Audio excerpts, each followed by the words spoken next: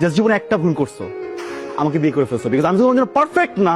Fine, আমি এরকম imperfect মানুষের সাথে থাকতে পারবো। I want divorce. আবার বলো। আমি ডিভোর্স চাই। আলহামদুলিল্লাহ, আল্লাহর ওয়াস্তে আমাকে মাফ করে এনতে বের হয়ে যা। ভাবা ভাবি সব শেষ। সুজন স্যার, কম্প্রোমাইজ করে এত গরিব মানুষের সাথে থাকা যায়, কিন্তু এইরকম একটা নোংরা মেন্টালিটির মানুষের সাথে কম্প্রোমাইজ করে আমি থাকতে পারবো না।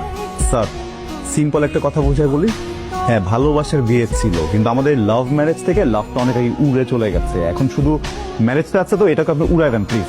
লাভ থাকবেও না। আমি কোথায়? হসপিটালে। কিচ্ছু হয়নি আপনার, কংগ্রাচুলেশন, আপনি মা হতে চলছেন। কার মা? কে মা? আরে কার মাকে এই উল্টা অর্ডার প্রশ্ন করতেছো তুমি বোকা?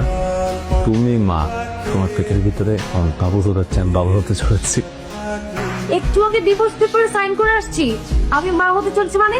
আর আশ্চর্য কথাবার্তা।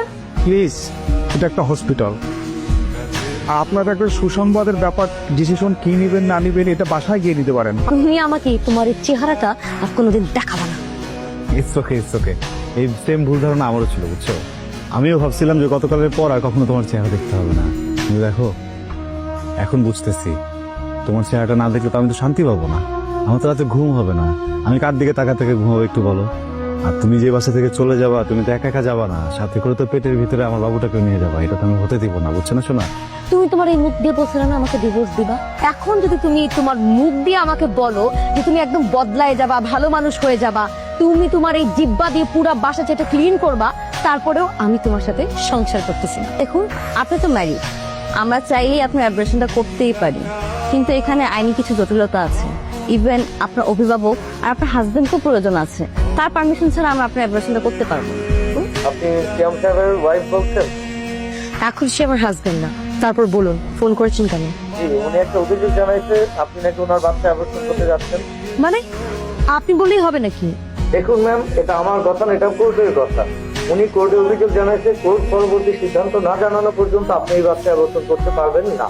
আপনার কাছে কি সেই অভিযোগের কোনো কপি আছে? জি আছে, আমি আপনাকে হোয়াটসঅ্যাপ করে দিচ্ছি, আপনি একটু দেখুন। ঠিক আছে, পাঠান। আমি খাবো না। জান, তোমাকে তো একটু খেতেই হবে জান, বলছি না খাবো না। পরে কিন্তু আমাকে দোষ দিতে পারবা না। পুরো খাবারটা খান, আর না হয় আমাদের সাথে থানায় চলুন। আশ্চর্য, আমার খেতে ইচ্ছে করছে না, আমি জোর করে খাবো। এই ধরনের প্রশ্ন করে লাভ আছে? আমার তো এখানে কিছু করার নেই।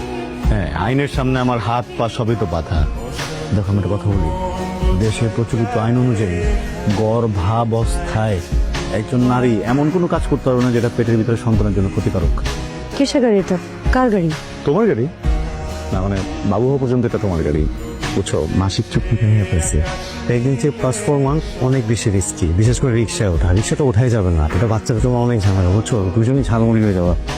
উঠে পড়ে রিস্কি হলে হোক, তবু আমি এই গাড়িতে যাবো না। দেখি হলো, হ্যাঁ এভাবে কেউ গাড়ি চালায়? আস্তে আস্তে যাও মিয়া।